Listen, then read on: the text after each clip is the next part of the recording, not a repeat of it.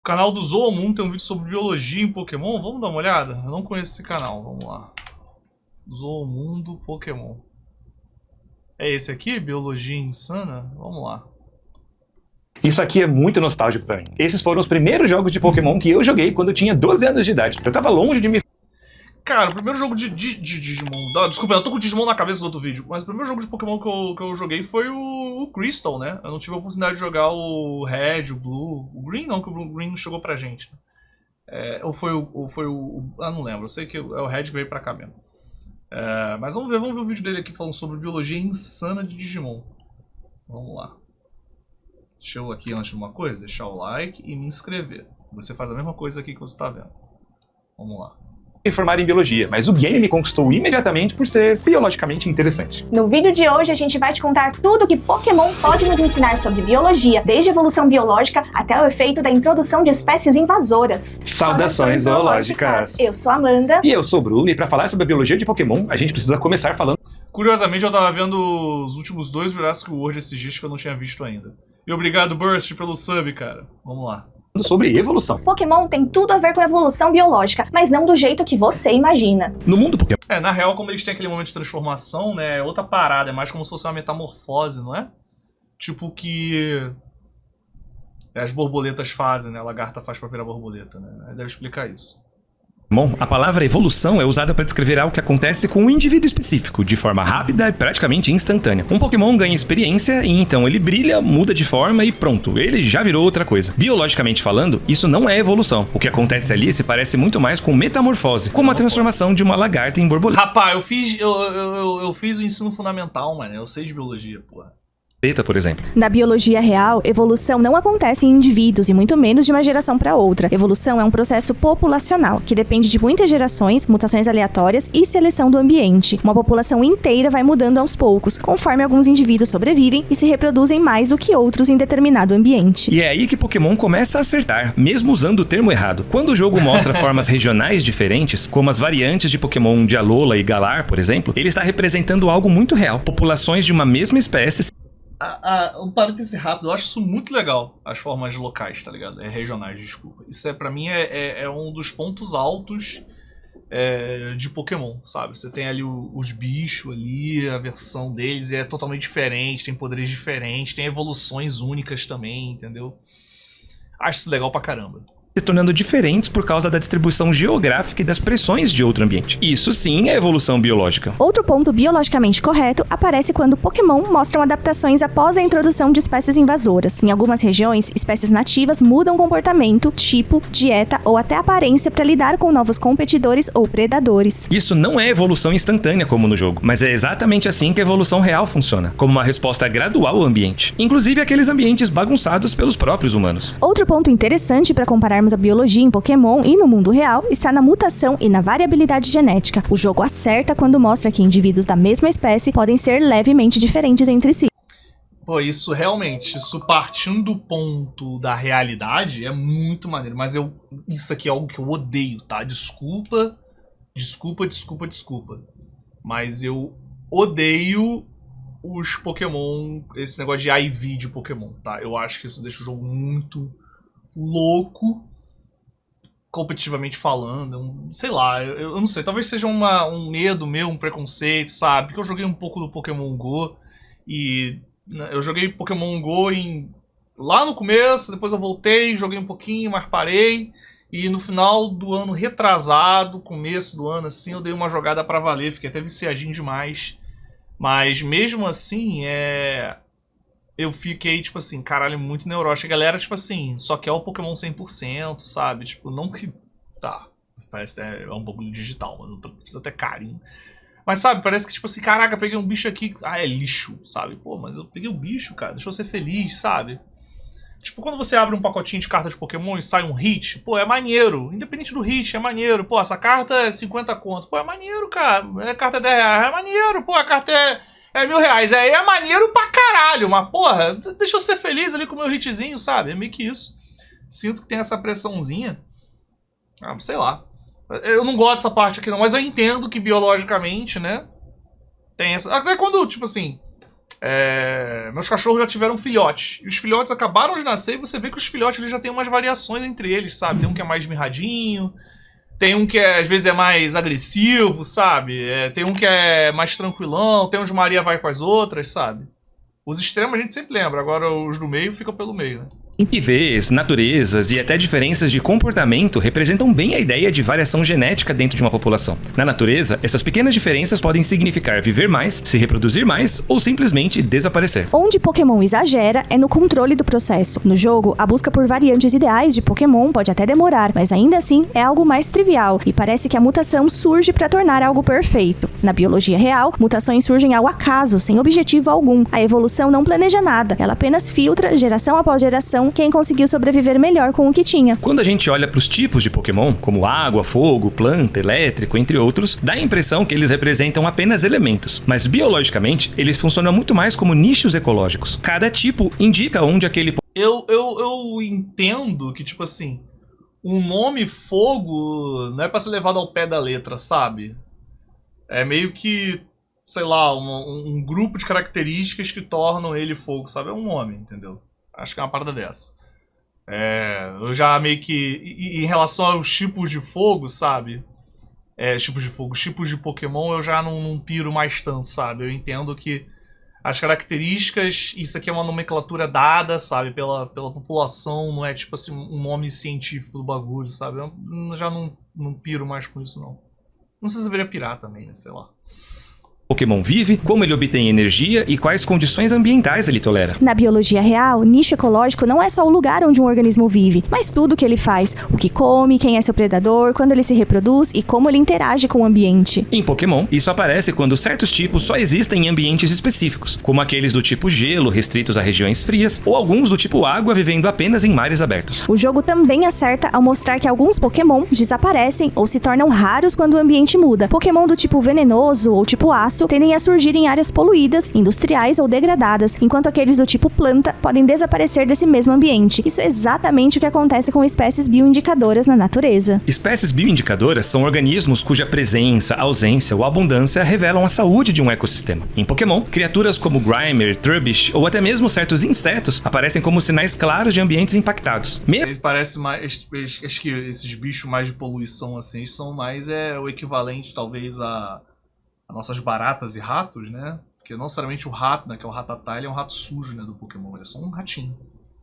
Eu acho, pelo menos. Mesmo sem usar termos científicos, o jogo ensina que olhar para quais Pokémon vivem em um lugar é uma forma direta de entender o estado daquele ambiente. Outra coisa que faz muito sentido biológico em Pokémon é a distribuição geográfica das espécies. No mundo Pokémon, algumas espécies aparecem em praticamente todas as regiões, enquanto outras são restritas a biomas muito específicos. Isso reflete bem um conceito central da biologia, que é a distribuição geográfica. Nem toda espécie consegue viver em qualquer lugar. Tudo depende de clima, alimento, predadores e tolerância fisiológica. Espécies amplamente distribuídas, como Pokémon comuns nas rotas iniciais ou áreas urbanas, lembram animais generalistas da vida real. Eles comem de tudo, toleram variações de temperatura e se adaptam bem à presença humana. Por isso, conseguem se espalhar por vários biomas e até acompanhar a expansão das cidades. Não é à toa que Pokémon como Pidove e Rattatas são praticamente a versão Pokémon de pombos e ratos, e são tão comuns em certos jogos. Já Pokémon restritos a florestas densas, cavernas profundas, desertos ou regiões com clima mais frio funcionam como espécies mais especialistas. Eles dependem de condições ambientais muito específicas e fora daquele bioma simplesmente não sobrevivem. É o mesmo. Até aí, assim, até aqui agora esse momento, tipo assim, tá sendo, tipo assim, biologia básica, né? Se você não faltou as aulas de biologia e jogo Pokémon, é uma parada que você dá. Porque você já percebe isso, faz sentido, né? Eu não vou encontrar uma águia de gelo do lado de um vulcão, né? Isso faz todo sentido, né? Tipo assim, tá maneiro. Um padrão visto em animais do mundo real. Outro exemplo bem interessante, que eu até uso nas minhas aulas de evolução na faculdade, é o do Eevee. No jogo, as evoluções podem ir em várias direções diferentes, mas biologicamente isso lembra muito uma radiação adaptativa, uma linhagem versátil com grande potencial de variação, dando origem a formas especializadas para diferentes ambientes. Se considerarmos o Eevee como uma espécie ancestral e as evoluções como espécies derivadas, isso é um ótimo exemplo de radiação adaptativa. Cada população enfrenta pressões ambientais diferentes, clima, alimento, competitividade competidores, entre outros, e ao longo do tempo, essas populações se tornam espécies diferentes. Outro ponto interessante em Pokémon é o comportamento. Inclusive tá na hora de uma Evo Evolution nova, né? Tá na hora, né? A 10ª geração tem que trazer umzinho. Dizem que é o voador, né? Que vem, né? De bando. Muitas espécies vivem, se movem e até lutam em grupo, algo extremamente comum na biologia real. Viver em bando aumenta as chances de sobrevivência, seja para confundir predadores, defender território ou encontrar alimento com mais eficiência. Um exemplo são os Maushold, que vivem em grupos familiares. E isso é uma representação simplificada, mas biologicamente correta, de como a seleção natural favorece não só indivíduos fortes. Isso eu não gosto, sabe? Pokémon que é mais de um. Uma coisa é o bicho ter 2 cabeças, eu entendo pra caralho. Tá ligado? 3 cabeças, 50 cabeças. A porra, ele ser mais de um e pega muito, sabe? Não me desce, sabe? E isso é desde o começo. O Execute me deixa bolado, tá ligado? Execute me deixa bolado. Pokémon máquina, Pokémon objeto é de boa pra mim. Agora, Pokémon que em grupo e Pokémon segurando objeto. É esquisito, sabe? Mas grupos bem organizados. Mas um dos aspectos que eu acho mais interessante em Pokémon, que tem a ver com biologia, é a relação de parasitismo, simbiose e mutualismo entre diferentes espécies. Antes da gente te falar mais sobre isso, se você tá chegando agora no Zoomundo, se inscreva no canal. Por aqui, a gente sempre fala dos animais da cultura pop. E se você já é inscrito, então clica no sininho para receber uma notificação sempre que a gente postar um vídeo novo no canal. Um dos exemplos mais claros de parasitismo em Pokémon é... Cara, esse aqui é muito legal. Uma vez eu conversei com o Kaká zoando isso aqui, e ele falou que não tem nada a ver. Na época tava o The Last of Us em alta, né? E a galera lembrou da história do Paras, né? Que o Paras, teoricamente, ele é esse inseto que tá infectado por um fungo aqui.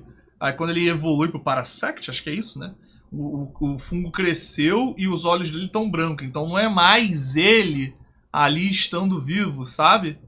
É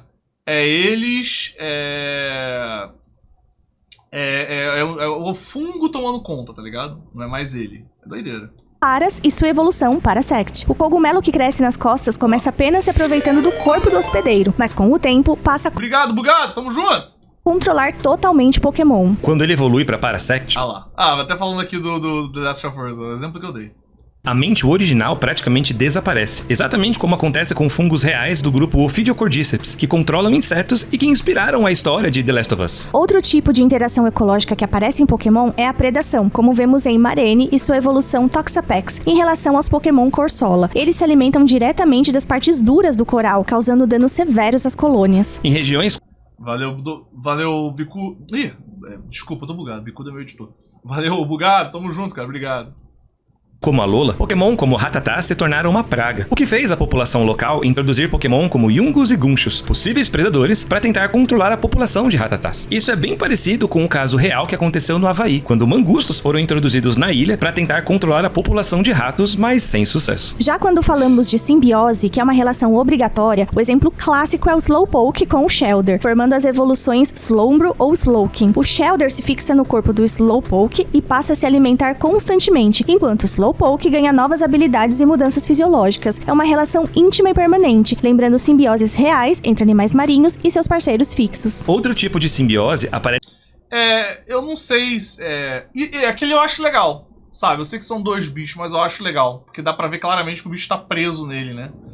E se você tira, acho que ele perde a evolução, ou não? Acho que não, né? Eu não sei esses detalhes, não. Sim, Pokémon como Morelu e Shiinotic, que vivem associados às raízes das árvores. Eles ajudam na absorção de nutrientes do solo e, em troca, recebem abrigo e energia. Isso é uma representação quase direta das micorrizas reais, que são fungos que vivem conectados às plantas e são essenciais para a saúde das florestas. E temos também as relações de mutualismo. Um bom exemplo é... Isso aqui é legal, né? A Vespiquen aqui, ela só existe a fêmea, né? Assim como também aquela lagartixa de fogo, só existe a grande de fêmea. Isso é legal, isso é legal, isso é legal. O Combi e o Vespiquen. As Combi trabalham juntas, coletando recursos e defendendo a colônia, enquanto as Vespiquen garantem proteção, reprodução e organização social. Todos se beneficiam dessa cooperação. Outro caso claro de mutualismo envolve Flabébé e as flores que ele carrega. O Pokémon depende da flor para energia, locomoção e proteção, enquanto a... Não gosto de Pokémon que usa objetos. Eu sei que a flor não é teoricamente um objeto, mas não gosto. Esquisito. ajuda na polinização e na manutenção da planta. Nenhum dos dois sai perdendo, é uma troca contínua. Isso vem lá de trás, o Lacazão também não gosta dele, porque a galera sempre fala assim, você não gosta do Pokémon assim, mas lá no começo tinha, mas não quer dizer que eu gostava também. Eu achava estranho. O Digimon tem isso, né? Mas o Digimon, ele abraça uma parada meio que, tipo assim, é digital, é errado, sabe? É isso, tá ligado? O Digimon é mais foda-se. Agora o Pokémon, ele tenta representar a natureza e acho que tem um limite, sabe? Pô, tu não vê não sei se tem também, né? Um inseto que toda a raça dele carrega uma flor, sabe? Muito parecida com a relação entre plantas e seus polinizadores da natureza. Outra biologice de Tipo, a abelha, ela vai na flor, né? Pra poder coletar néctar, mas ela não fica com a flor pro resto da vida. Ela vai lá e volta. Isso aqui eu acho legal quando os Pokémon de sexos diferentes, né? São bem diferentes também, acho isso maneiro. Em Digimon, o cachorro pode virar uma geladeira. Sim, mas sempre foi louco, tá ligado? O Pokémon que ele tenta ser certo, mas ele mete um pouquinho do louco, aí ele fica estranho, tá ligado? Pokémon está no dimorfismo sexual, que é quando machos e fêmeas da mesma espécie apresentam diferenças físicas além dos órgãos reprodutivos. Em Pokémon, um exemplo bem direto é o Piroar. Os machos têm uma juba grande e chamativa para chamar a atenção das fêmeas, enquanto as fêmeas têm uma aparência mais discreta, tipo leões e leoas. Outro caso bem interessante é o Nidoran, que já nasce com diferenças entre... Isso eu acho bizarro, tipo assim... O Nidoran e Nidoran, né? Que é Nidoran e Nidoran, macho e fêmea. Aí vira Nidorina e Nidorina, Nidoqueen e Nidoking. Eu sempre achei muito bizarro eles serem de fato dois Pokémon distintos, sabe? Entendeu? Eu sempre achei bizarro. Tem uns animais que eles são muito diferentes um do outro, o macho e a fêmea, né? Tem nuances, né? Eu lembro sempre da tartaruga. O macho da tartaruga, se não me engano, ele tem a barriga redonda pra dentro. Uma parada dessa assim, né? Tipo como se fosse uma bacia, a barriga do macho, que é pra ele subir nas costas da fêmea e conseguir dar uma lá. Isso eu sei, tá ligado? Claro, não deve ser todas as tartarugas e tal, sei lá o quê. E sabe aquele peixinho escroto, que é o peixinho do abismo lá? Aquele que tem a luzinha na testa e tal? O que tem a luzinha na testa é a fêmea. Todas as fêmeas daquela espécie têm a luzinha na testa. Todas. Aí o macho, ele é um bicho pequenininho, que ele morde a fêmea e se anexa a ela. Ele morde ela e morre. Aí o corpo dele passa a injetar direto no organismo da fêmea, tipo um espermatozoide, tô usando aspas porque eu não sei se é exatamente esse o termo, e ela começa a botar, sei lá, ovos, não sei. Eu não sei o que esse bicho... É ovo, né? Uns ovinhos, né? Ah lá, não sei. Eu fiz a biologia do ensino fundamental, que eu falei, né? É doideira, né? Mas sei lá, eu acho estranho ainda, sabe? Mas faz sentido também, biologicamente, eles serem bem diferentes ao ponto de serem Pokémon com numerações diferentes, né? Machos e fêmeas. Nidoran fêmeas e Nidoran machos seguem linhagens evolutivas diferentes, com tamanhos, cores e até estratégias de combate distintas. Na biologia real, eles não seriam considerados espécies diferentes, mas a ideia central de machos e fêmeas tendo diferentes anatomias e comportamentos é bem legal. Outra coisa que existe em Pokémon e que também tem um paralelo com o mundo real é a presença de espécies extintas, conhecidas através dos fósseis. No universo Pokémon, fósseis representam espécies que viveram em eras passadas e desapareceram completamente. Pokémon como Humanite e Kabuto lembram muito os cefalópodes e artrópodes marinhos extintos. E o que eu acho legal da relação desses bichos aqui, porque os que a gente conhece de hoje em dia não são a versão do passado, né? Porque é tipo os dinossauros do Jurassic Park, tá ligado? Eles estão misturados com alguma coisa pra poder ganhar vida, tá ligado? É interessante. Na época, devido a limitações de hardware, eles não conseguiram fazer os dois Nidorans serem um só Pokémon, então separaram em dois. Caraca, então foi uma escolha de game design. Não sei se é game design, mas de programação, né? Caraca, que doideira. Do mundo real, como Amonites e Trilobitas. Eles funcionam como janelas para ecossistemas antigos, que eram diferentes dos atuais. Esses Pokémon fósseis também ajudam a mostrar que a vida muda ao Eu longo... não sabia que esse bicho era fóssil não, esse aqui. Não sabia esse Permian. Ah, não, pera. Tá esquisito aqui. Esse aqui também não é fóssil, não. O Cloyster também não é fóssil. Mas aqui é equivalente a Pokémon fóssil da gente, se não me engano, né? Acho que é isso. Esse é o rolê. Tá, doideira. do tempo. Muitos deles tinham carapaças pesadas, espinhos ou corpos pouco eficientes para os padrões modernos, o que sugere que estavam adaptados a ambientes antigos específicos. Quando o ambiente mudou, essas adaptações deixaram de ser vantajosas, levando à extinção. Pokémon como o Aerodactyl representam linhagens voadoras do passado, com asas membranosas e corpos leves, claramente inspirados em pterossauros. Eles ocupavam nichos ecológicos que hoje não existem mais, ou que foram tomados por outros grupos. Isso reflete um padrão real. Extinção não é só sumir, mas também ser substituído por outras espécies. O jogo também sugere que existiam muito mais espécies no passado do que hoje. A variedade de fósseis Pokémon indica faunas antigas ricas e diversificadas, algo que bate perfeitamente com o registro fóssil real. A maioria das espécies que já viveram na Terra está extinta, e Pokémon transmite bem essa ideia de perda de biodiversidade ao longo do tempo. Um ponto curioso aparece com os fósseis misturados, como o Dracovish. Ele é uma combinação. Isso aqui rolou na antiguidade, né? Meio bizarro. Esses bichos aqui estão misturados, né? Eles não estão certinhos, né? Não sei exatamente como é que é.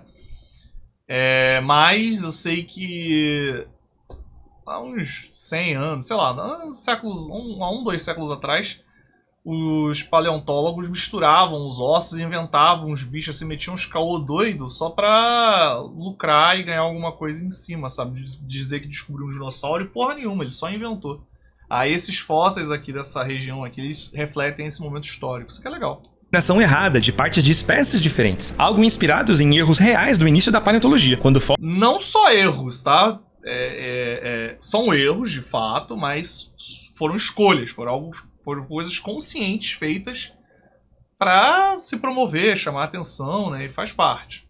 Fósseis eram montados de forma errada. Isso mostra como a interpretação do passado depende muito do conhecimento científico disponível. Agora, onde Pokémon entra totalmente na ficção está no fato de que no jogo, fósseis podem ser trazidos de volta à vida. Na biologia real, isso simplesmente não acontece. O DNA se degrada com o tempo e após milhares ou milhões de anos, ele não é mais recuperável. O que a ciência faz não é ressuscitar espécies extintas, mas reconstruir a sua história, entendendo como elas viviam, evoluíam e também por que elas desapareceram. E esse negócio de estudar os fósseis, né, é um bagulho que, cara, eu sei que tem Jurassic Park e tal, eu gosto muito de Jurassic Park, tava falando que vi os outros dois aqui. Mas tem um bagulho muito foda que a gente não sabe como era o dinossauro. Eu sei que tem um monte de parada pra chegar na conclusão e tal, sei lá o quê. Mas assim, não dá pra afirmar com 100%. Já viram já o ossos de um hipopótamo?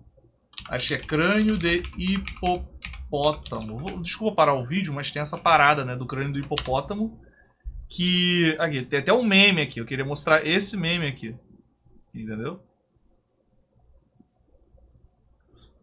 Cadê, ó? Essa imagem aqui é muito boa. Que aqui fica falando, tipo assim, é o osso do bicho, tá ligado? É o osso do bicho.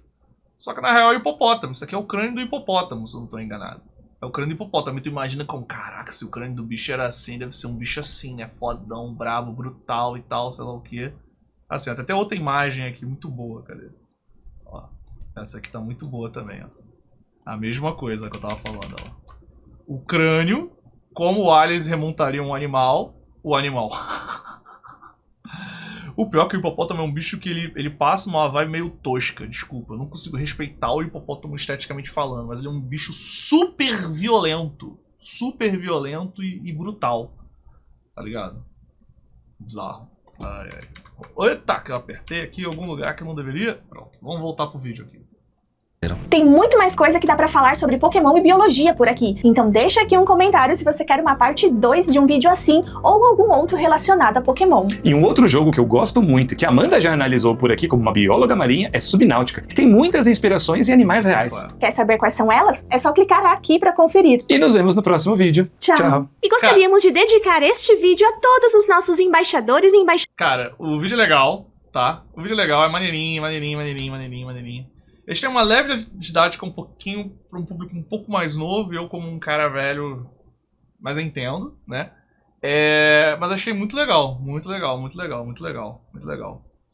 Mas assim, muita coisa que ele falou aqui, meio que já conversou aqui em várias lives, né? Não é tipo assim, aquele negócio que eu falei, gente, se você estudou a escola, né? Se você fez a escola, isso que a galera hoje em dia vai pra escola dançar TikTok, né? É foda. Aí, porra, tipo assim... eles devem ter talvez um conteúdo ou alguma outra coisa assim que vai além. Essa parte aqui eu achei muito maneira. Que ele fala de você pelos animais presentes, pela fauna local, você entender o quanto aquela área tá de um jeito ou outro. Isso é legal. Aí o Grimer, assim, a presença de Grimer quer dizer que tem muito lixo na cidade, né? Mais do que deveria, né? Entendeu? Alguns conceitos básicos que são interessantes serem recapitulados, né? Tipo o Zubat. O Zubat ele é muito presente, porque ele é uma criatura de fácil adaptação, assim como o PJ também, por isso que ele é muito presente. As coisas são legais, mas algumas coisas assim são tipo... Isso aqui também foi legal, essa parte aqui. Eu gostei disso. Isso aqui, inclusive, eu tenho ainda umas dúvidas sobre isso aqui, que são as coisas que vão um pouquinho mais além, sabe? Mas é bem legal. Mas é bem legal. Ai, ai. Bem legal, bem legal. Mas aquele negócio, que eu tava falando, né? A gente não tem como saber como era os dinossauros a partir do osso dele, né? Mas enfim. Esse é o vídeo dos caras, maneirinho, Zoomundo. Não conheceu o canal, se eles têm mais coisas sobre os universos nerds, não tem do Digimon aqui, ó. Sangue de T-Rex, os maiores descobertos sobre os dinossauros de 2025. Legal. Tem mais alguma coisa aqui? Não. Tudo é mais de biologia mesmo. Mas é um vídeo maneiro.